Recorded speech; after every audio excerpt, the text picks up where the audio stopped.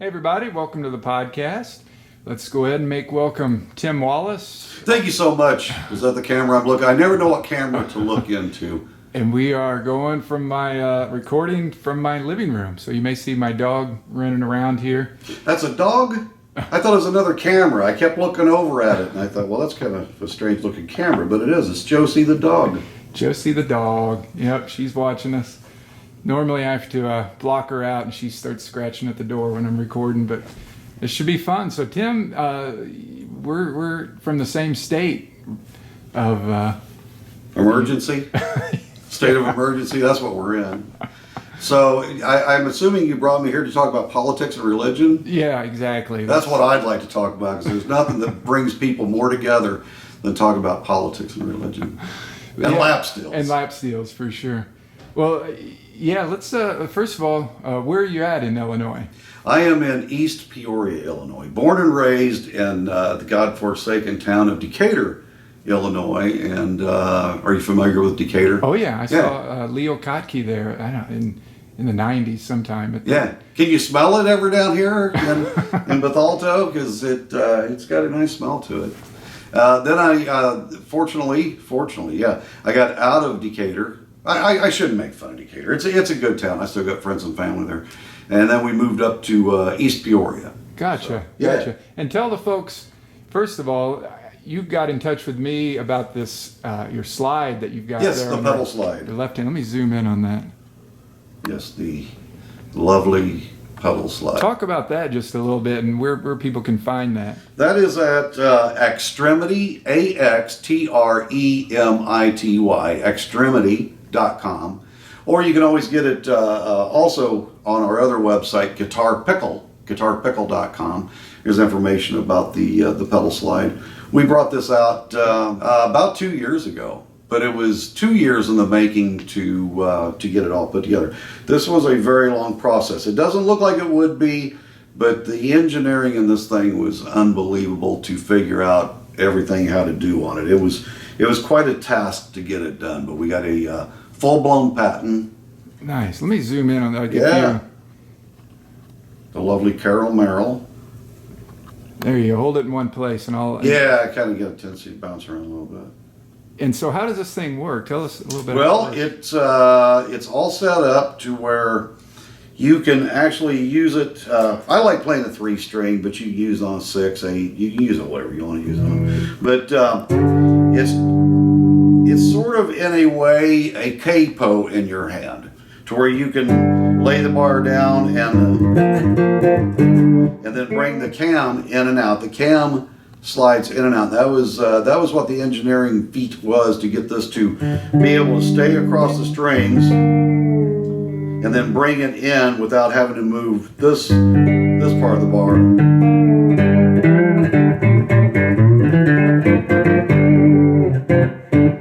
Yeah, it was quite an ordeal to come up with it. Just the spring alone took 2 months to figure that spring out. Oh, wow. Yeah, we went through hundreds of designs of the spring for the right tension, for it would kick out right. This was quite a deal, but it was a lot of fun to invent. My buddy Galen Mouchon, he's a doctor. He's an eye doctor. Dr. Galen Mouchon. He lives also in East Peoria. And a friend of mine got a hold of me and said, "Hey, you need to team up with this guy.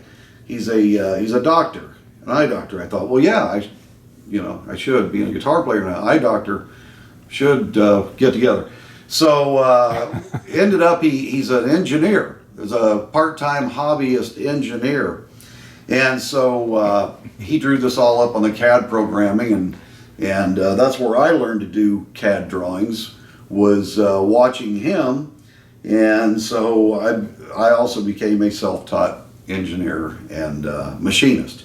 Not that I ever wanted to be either one, but it's worked out real nice to be able to draw things up myself, cut them out on my own equipment and stuff. But it's a lot of fun. I am not a lap steel player or pedal steel guitar player. I would disagree on that one. Well, I tell you, my dad was a pedal steel guitar player, and so we always had pedal steels around and lap steels growing up.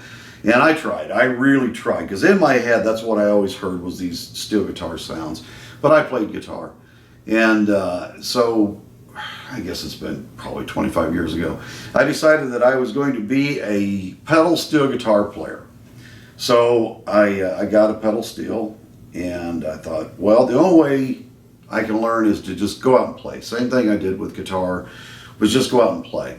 So I got a hold of the worst band in Central Illinois. They were just horrible, and they knew they were horrible. They were fun though, great guys.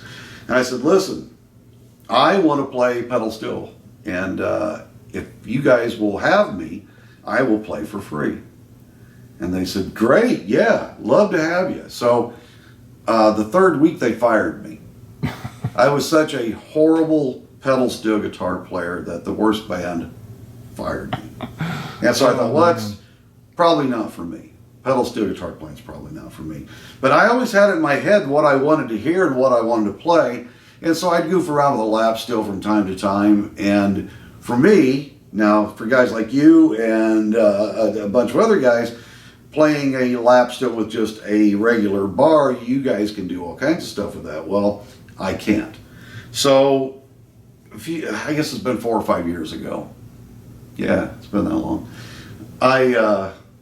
I thought, well, I'd like to take up the lap steel. I was thinking, well, what would I do though? What would be different? So I played around with the lap steel. I thought, I can't do anything with this. This isn't what I want to hear. And I thought all I wanted to do was be able to play some licks like I would on the guitar, to be able to play, you know, just little.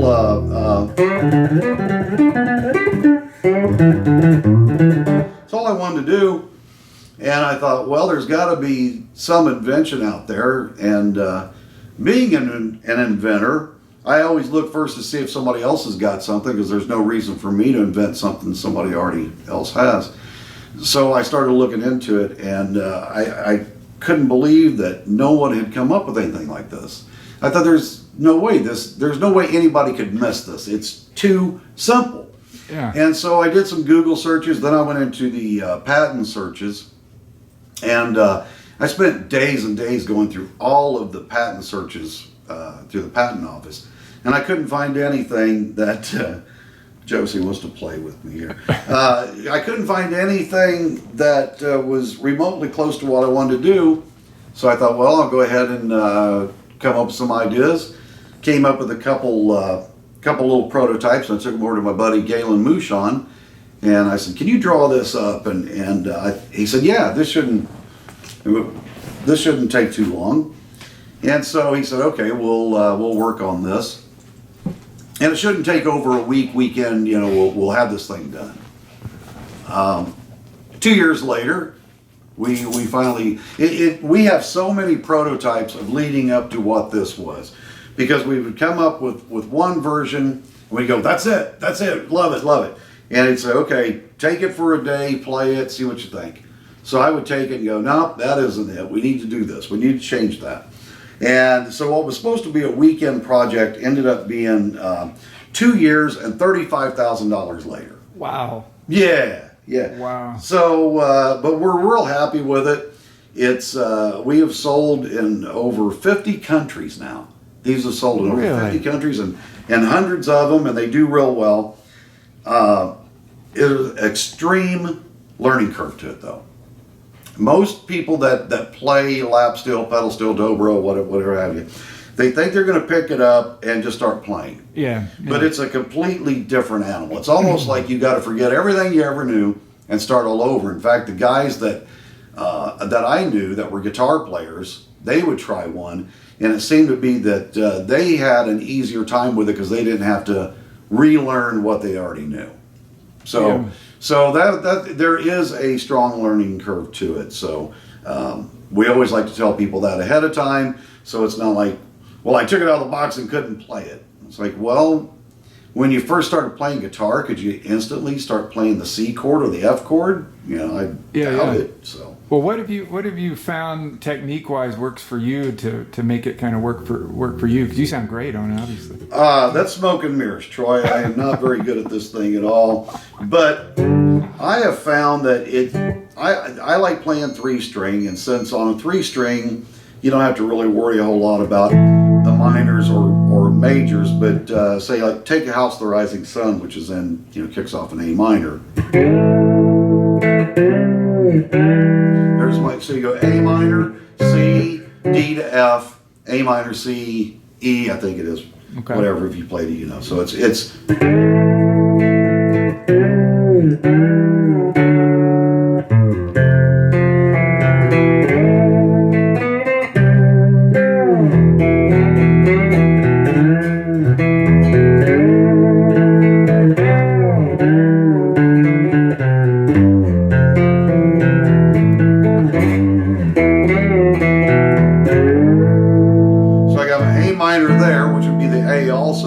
then go up to the C, come back down here for another C, D, F, then back to the A minor, C,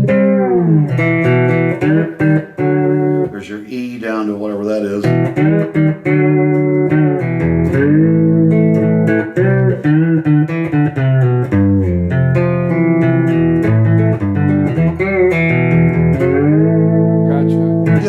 What about holding your hand and things like that you found, like any input that you've learned, like how to properly kind of control your thumb? And that was the hardest part, was when you're laying the bar down and then you go to use the cam. Mm-hmm. The hardest part is not wanting to follow up with the bar.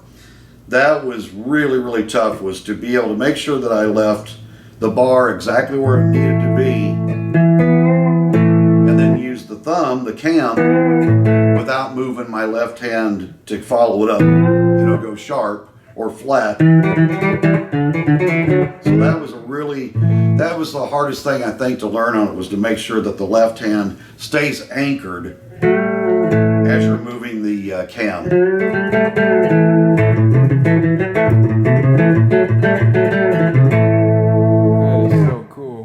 Okay, so you're an inventor, and I gotta start touching on these instruments that you brought over. So flip that towards the camera. Let's see. This is my 49 horn ring. Years ago, I don't even remember why, but I bought a bunch of horn rings. And what's a horn ring? Exactly? Well, this is off the steering wheel of a 49 Ford Coupe, and I have a whole bunch of them for some reason. And it's been several months ago, but I was going through a bunch of my junk because I'm sort of a hoarder. And I found this, and I thought, well, I got to do something with that.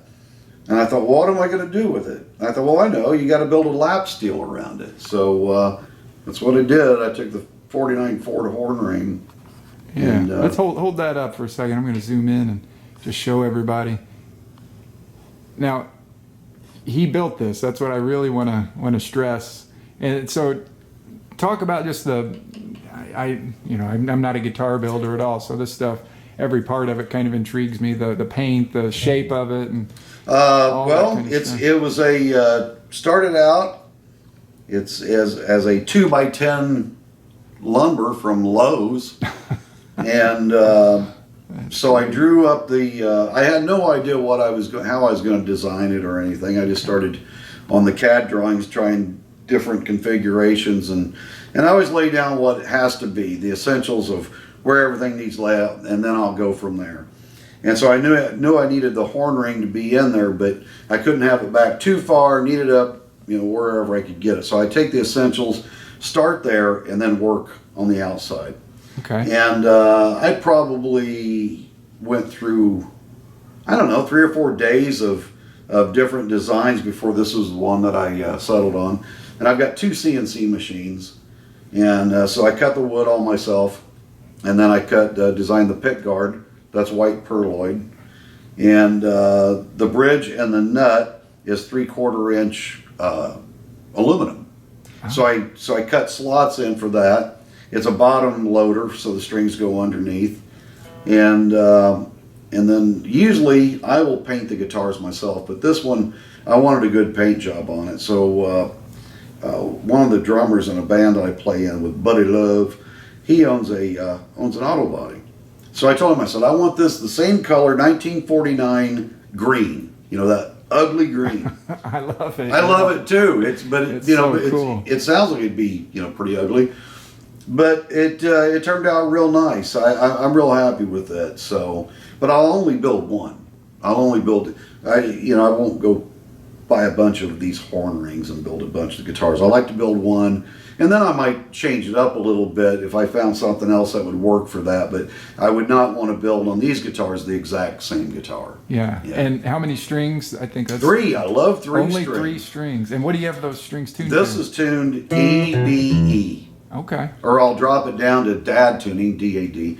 But this one here is E, B, E. And I can pretty much anything I really want to do. I mean, it's got its limits, of course, but anything this is my comfort instrument. Whenever I just want to sit around and feel good and play, I've got a 3-string in every room of the house. I've built probably 100 3-string guitars, different kinds, and I sell a lot of them. But I've got one in each room, and it's just one of those things that if I'm just sitting around, it's just one of those nice things to play, come up with different chords, licks, and stuff all on 3 strings. I tried playing a 4, and it was fine. And but the 3-string was just, I felt, was very comfortable to not have to think about a lot. Because being a guitar player for 45 years, if I play guitar, I'm very wrapped up in the guitar and everything about it. But it's not a comfort instrument. This is more of a really nice comfort instrument. And I play 6-string lap steel, and I make a lot of 6-string lap steels. But for me, they don't give me the nice, easygoing, stress-free feeling like a 3-string does. Nice. Do you make lap steels for other people and sell them and all that? Yeah, sell a bunch of them. I've got a new design coming out. It's a design that I did a couple of years ago, but it's a play off of it. I decided to take 45 records, old 45 records, and make that part of the guitar. Now those I do make, I make a bunch of those. Like this guitar here, I will only make one with the horn ring. But the ones I'm using the 45 record on, they will be a guitar. The whole idea, let me back up. For me, an instrument ought to be a personal instrument. Mm-hmm. And so to make the same cookie cutter guitar over and over does not appeal to me. But to be able to take like the ones that I will make I'll make 20 or 30 at a time, they have a 45 record in them. And you can easily change that 45 record out for whatever 45 record you have, so you can personalize it yourself. Oh, that's cool. Yeah, I just don't like doing cookie cutter, but it is sort of cookie cutter, but you can still personalize it, to put, a record maybe you had on your favorite record, your first record, whatever you want to do with it. So it does let you personalize it somewhat.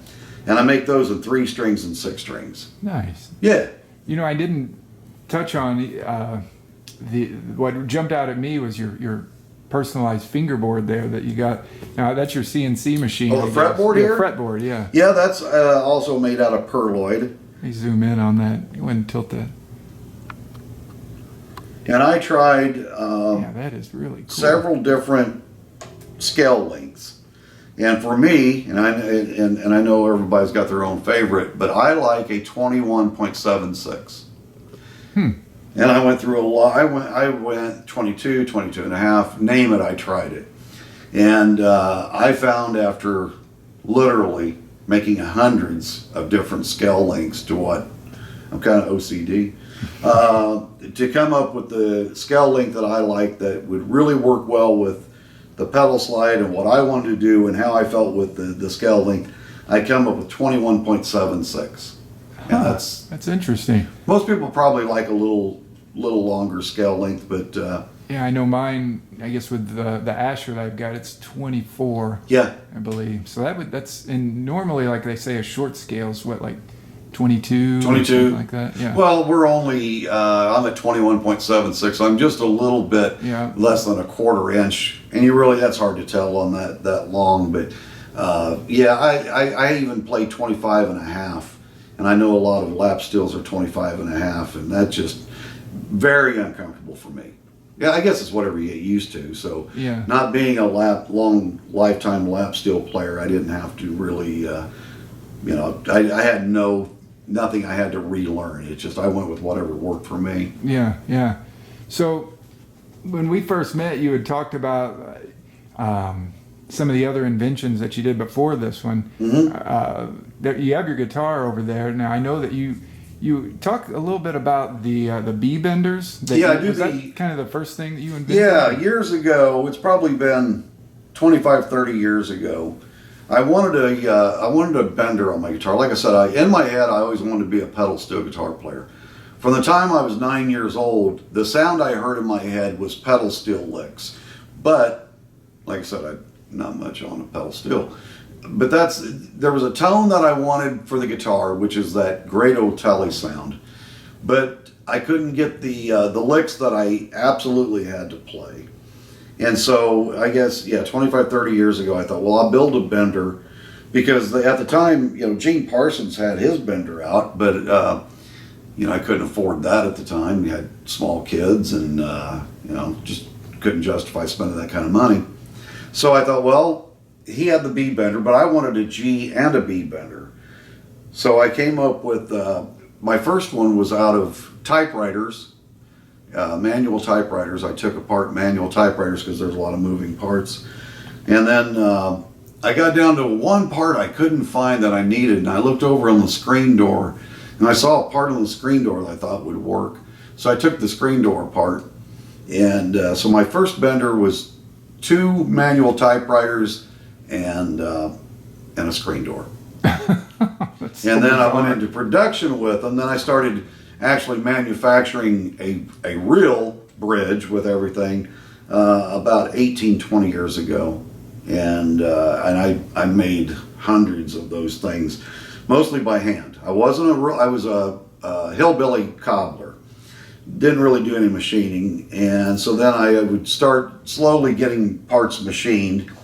And now I got it to where I don't do anything. I designed it exactly how I wanted, and there's a local machinist that makes all the parts for me, and now I've got it much nicer now. It's a very slick, produced, manufactured bridge that you just take your bridge off, put mine on, absolutely no modifications to your guitar at all. You can have a B and a G bender. Wow, yeah, that is cool. So it's kind of an evolution over from typewriters to now it's a finely honed, manufactured piece. So show your other. I guess this is this invention here. This was without the levers, but this is one of the old benders. It's got levers that go in here and here, the B bender, G bender. Mm-hmm. Now on my personal guitar, I also got an A bender, and but my guitar is quite a mess. But this particular bridge is around 15 years old, and I stick a magnet so I don't lose my stuff. But so it's come a long way from this look here. And I didn't even bring one. I didn't even bring one of the new manufactured pieces to look at. But you can look at them at guitarpickle.com. Guitarpickle.com. Yeah. Okay. And so then, as time went on, I thought, well, I wanted to be able to drop my big E string down to D. And I thought, well, I'll just get a drop D tuner. Well, the ones that I found, it was either you were in E or you were in D. Well, I wanted something that I could do a slow drop on. So I came up with this drop D tuner. Here I call this the string drop. And you can put them on all 6 strings if you wanted to and go into alternate tunings. Huh. But it's just a real simple piece. And again, all my inventions, there's no modifications. I try to make things where there's no modifications. So on this, you just loosen up the nut that goes onto the tuner, loosen the string, loosen that nut, slide it in, tighten it back up, And I had a music store one time time me to see how long it took to put on. And I put one on in about 35 seconds. Wow. And you go to E to D. I also use one on my A string to go A up to B. So you can also use it to either drop from like E to D, or if you want to put it on another string like I do my A, I go A up to B. Okay. And I designed it where you can put them right in line in a row. And that was another one I used to make all by hand. Let me zoom in on that just to see exactly what that looks. Now, how would you attach that if somebody bought that? How do they attach it again? I know you. Loosen up the nut. Okay. On your nut washer tuners. Mm-hmm. Loosen it up just enough for the tuner to go for the string drop to go in. Okay. Yeah, I brought one actually. Oh, I know I want to tell you the A string. My A. Mm-hmm. I was down at the Steel Guitar Convention one year, and I heard Buddy Emmons play a song that he calls the Nameless Shuffle. And there was this one little lick in the Nameless Shuffle that I had to learn how to play it. But there was no way of playing it without having to raise the A and raise the G at the same time, and then drop the two at the same time. And I thought, well, if I don't hear that sound, I'm going to go insane.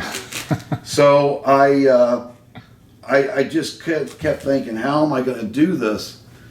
And then one night, about 3 o'clock in the morning, it came to me how to do it. I thought, I know how to do it. So I got so excited, I ran out to my shop and started welding on my guitar. Didn't take the strings off, I didn't do anything. I just started drilling on it and actually welding on my guitar. And this thing was so ugly, this piece I come up with. And it took me about an hour to do it. And it completely burned up the guitar, and it did all kinds of stuff. But I could play that lick. And that lick is not even 2 seconds long. But I could play it. And that's what made me happy. And then, here's the crazy part. Here's the really crazy part. So I learned this thing where I've got two strings overlap at the same time. The A and the G are overlapping each other. Raising and dropping at the same time. Mm-hmm. And so I'd only heard Buddy Emmons play the song one time. So I kept asking everybody, hey, you got a cut of that? I need to get a cut of it. And finally a friend of mine goes, you know what? I think I got a cut of that. He sent it to me, and I'd learned it wrong. I completely learned the song wrong. Oh. And the lick that I thought I was hearing him play when I heard him live wasn't even in the song. So I went to all that trouble and went completely insane to come up with this A bender so I could hear this lick that didn't even exist. Oh. But now I use the A bender a lot. I use another funny story on the A bender. I was down in Nashville at a show down there, and some guys were hanging around there and asked me about my guitar, and they said, why do you like the A bender? I said, it's great for like George Jones endings and I said, it's perfect for George Jones stuff. And I look, and there's George Jones standing there. Oh. The man himself. And they were like, what? And I swear, I did not know he was there. And so everybody's like, there's George. And so I thought, well, I wonder what he thought of that. And I looked over, and he was like, nothing. He didn't care. If you don't mind, plug it in, and we'll listen to it a little bit. I don't need to get my levers. Oh, okay. We'll take a little break here. Yeah, that was so funny. Okay, so we're back, and like magic, we're back. And you've got this. What do you call this anyway? A guitar. Oh, okay, yeah. Call it guitar. They've been around quite a while. I think is there a specific like Lucille? Or, this is Ludine. Ludine. This is Ludine. Yeah. I call my wife. My wife's name is Carla, and I call her Carla Ludine. Oh, okay. Yeah, that's not her name, actually. Her name's Carla, but it's not Carla Ludine. It's Carla Antoinette, but she hates Antoinette. So we got together about 20 years ago, and I said, what's your middle name? She goes, Antoinette. I said, do you like that name? She goes, no. I said, well, I'll come up with something different. So I named her Ludine. And are you joking, or is that actually called? Yeah. So she kind of liked the ring of Carla Ludine. Okay. Well, now we've been together so long, everybody calls her Carla Ludine. It's not even her name. Oh my. Yeah, so then when I made this guitar years ago, I thought, well, I got to have a name for it. You know, B.B. King's got Lucille, and everybody's got theirs. And I thought, well, I'll just name this one Lou Dean. I knew it had to probably have a name as unique as that body shape. This was a mistake. This whole thing was a mistake. We had a body, or not a body. We had a piece of wood laying around. We had a piece of swamp ash laying around for a long time. And one day, my buddy Donnie Tate says, "What are you gonna do with that piece of wood?" I said, "We're gonna make a guitar body out of it." He said, "Well, what's the design?" I said, "I don't know. Grab the saw. Let's see." So we just started cutting, and so then we got. I said, "Let's stop there." And so we put it all together, and I thought, well, we cut off too much. So I thought, well, we got to come up with something here. Just cut all this out. And afterwards, I thought it needed something there. And so grabbed a stick of aluminum, cut it up, grind it up, welded it all together, beat it to death, and shaped it, and put that on there. And then I had another piece that used to come out of here, but it's gone. I don't know what happened to it. But this guitar is I love this guitar. Let me say that first. This guitar and I are one, but it's a piece of crap. If anybody else went to play this guitar, and there's been many people who have tried, and it's like, this is junk. It's like, yeah, I know.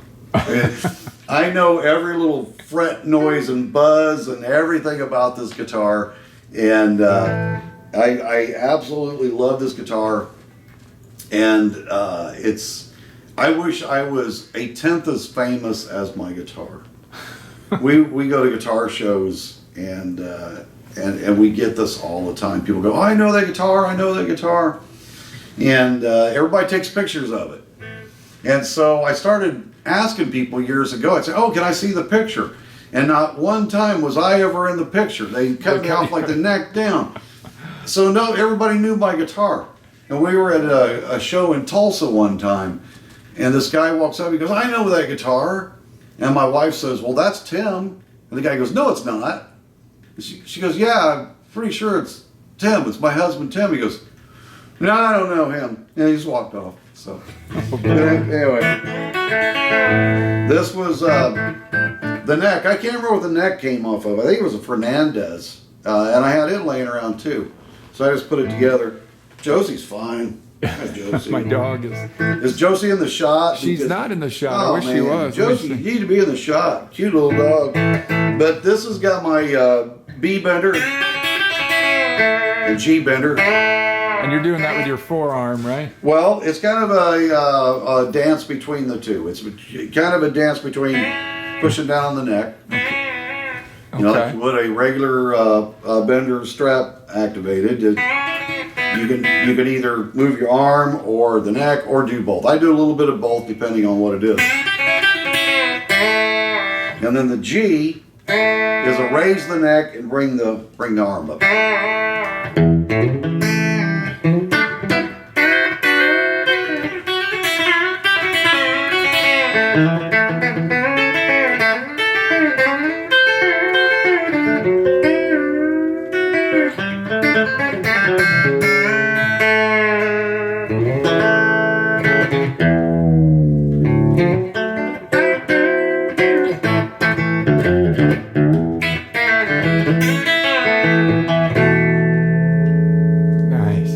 Now, the other thing that I noticed when we first met, which was like a year ago or something, right? Yeah, I think so. You came out here and showed me your slide and all that.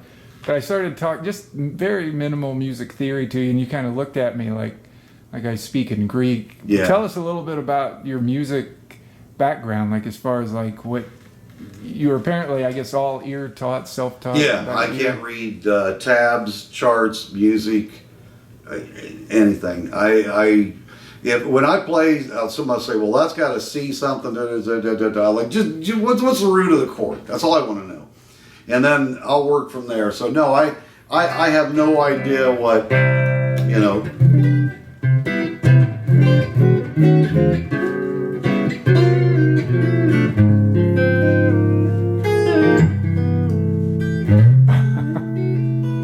That's incredible. I have no idea what any of that is, and I don't care. Yeah.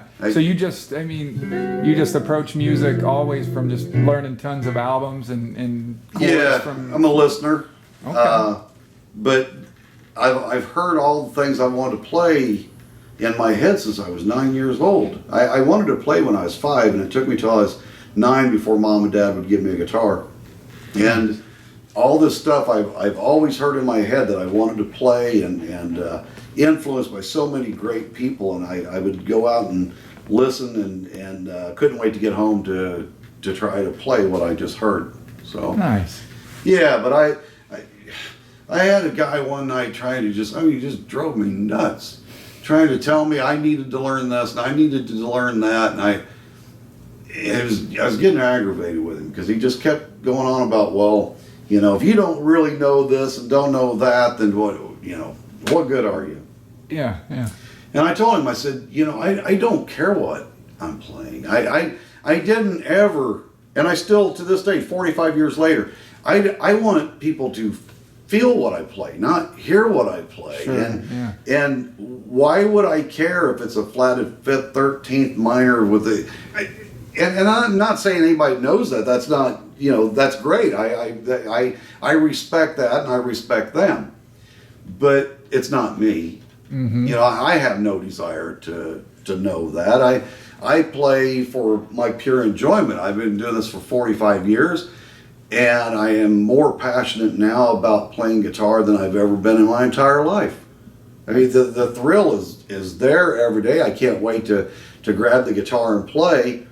And the day I started having to think about what it is I'm playing and why I'm playing it, the theory, well then that's not why I play. I play music because I love music. Yeah. But I also, like I said, I want to press that I do respect people who do know that.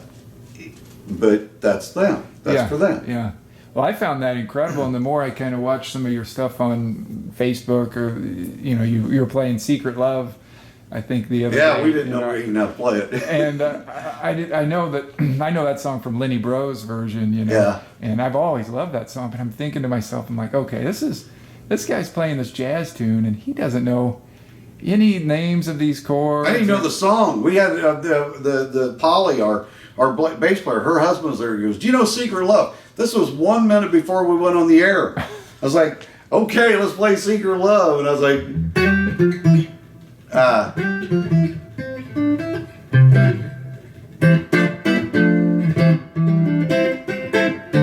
I'm not even going to embarrass myself but no, we didn't even know how to play it. But so yeah, it's just I play by what it feels like. Yeah, I have no idea what it is, and it's probably wrong. And if somebody, who really knew the theory of it was like, well, that chord's not right. It's like, well, sounds okay to me. No, it's not. Yeah, no, I think whatever makes you happy. This is exactly music. Music's supposed to make you happy. Yep.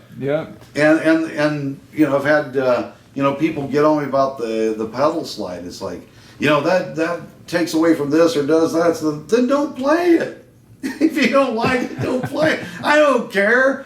I've lived this long without your money. I'm sure I'll not miss a meal tomorrow either. I don't worry about that stuff. People always want to blast you if you've got a new product out. My God, when I first come out with this guitar years ago, there must have been 1,000 guitar forums that made fun of me.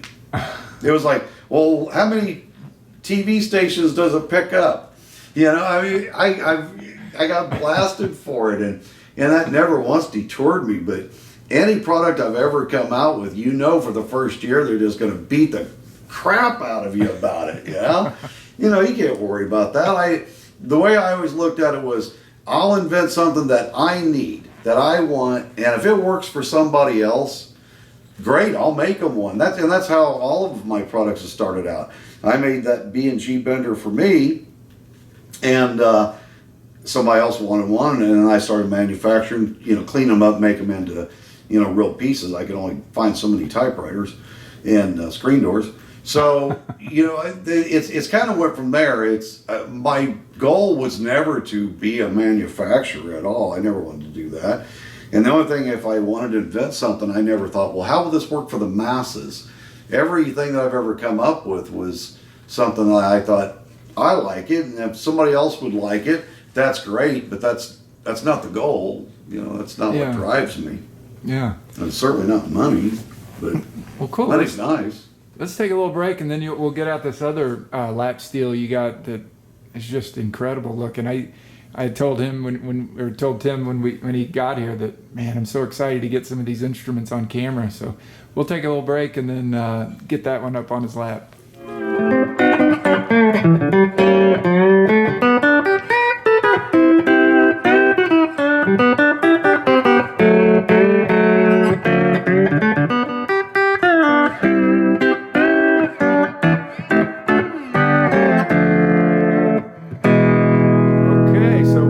With Tim Wallis, and tell us a little bit about this lap steel. This was a combination of a lot of stuff that I've just picked up over the years, or antiquing or rummage sales. Now, I love steampunk. I love the genre of steampunk. This is a 1919 Boyce motometer, and so the whole idea about steampunk is that it's driven by steam. Hence the name. So I've got my piping, which is falling apart because I'm not a plumber yet. I've got that in there. That fell apart a minute away because I haven't got everything buckled down yet. These are Soviet-made tubes. And this here is a 1919, 1920, somewhere around there, razor blade sharpener cleaner. But I put a guitar pick in it.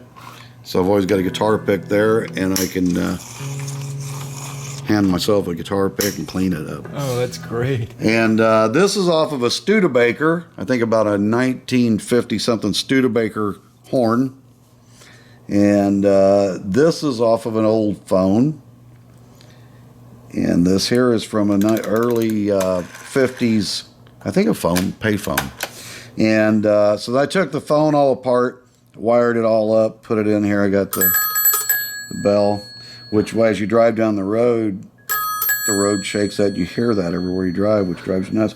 And then an 1889 silver dollar. Oh, sweet. Yeah. It's my steampunk time machine. And this, again, was just a design I come up with to put everything in there. So cool. And then on the floor, other than Josie, we've got your other lap steel. Right. Now, that's I'm a Telecaster player, and everybody kept saying, when are you going to make a Tele? When are you going to make a Tele lap steel? So I made a Tele lap steel. So Telephone lap steel. I love it. Yeah. But I can explain to you how this time machine works, if you'd like. Well, I couldn't come up with a flux capacitor. So what I did was I made this like an OnStar. And what you do, you dial 0, and then the operator answers, and you tell the operator where you want to go, what year, what time, location, everything like that. And so then then what you do to go where you want to go, you got to strum like 88 miles an hour. Once you strum 88 miles an hour, it puts you there where you want to be. And then to get back into present time, if you get into an emergency, if you're out time traveling, you dial 911, and it'll immediately put you back into present time. But if you want to schedule the time, like say you're hanging around, an old cowboy thing or something, or watching the pyramids being made, and you know what, I think I want to go home tomorrow. You dial 867-5309, and then you'll schedule the time, and you go, I want to be back present time tomorrow at noon, and it does it. But but in order to do it, you tell it, and then you got to strum it at 88 miles an hour, and then they'll put you back into present time. Oh man, has to be probably the most unique lap steel I've ever seen. Yeah, I wish this wouldn't have fallen apart. I should have put it. I'm not quite done with it. I got some other pieces I want to put on it, and so I hadn't fastened that down yet. Let's hear it one more time. You get the...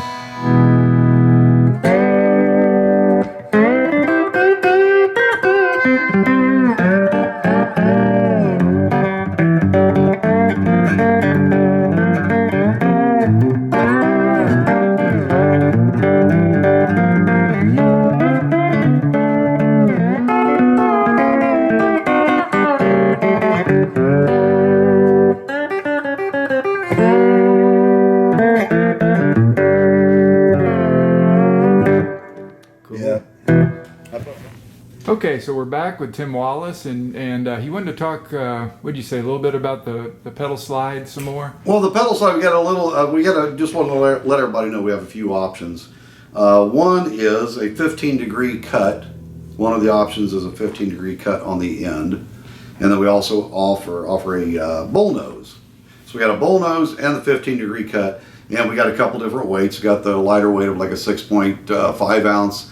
Up to around an 8 ounce. So we've got a couple different options there for weight and the cut. Myself, I like the lightweight with the 15-degree cut.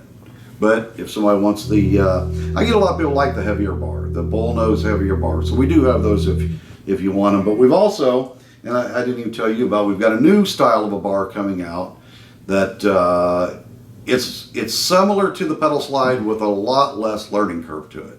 Oh, cool. And that will be out. So you'll want to check that out. We'll have it on guitarpickle.com and also extremity.com. And that'll be out here in the next month. By Christmas, it'll be out. And it's like I said, it's a similar bar. It's very, very ergonomic. Feels great in your hand. And it's also got some stuff that it'll do, but it's a lot less learning curve than the pedal slide. Nice, nice. Yeah. Well, why don't you take us out with, I don't know, just work your magic on there. My magic. I'll pull a rabbit out of this somewhere. So how about I'm so lonesome I could cry.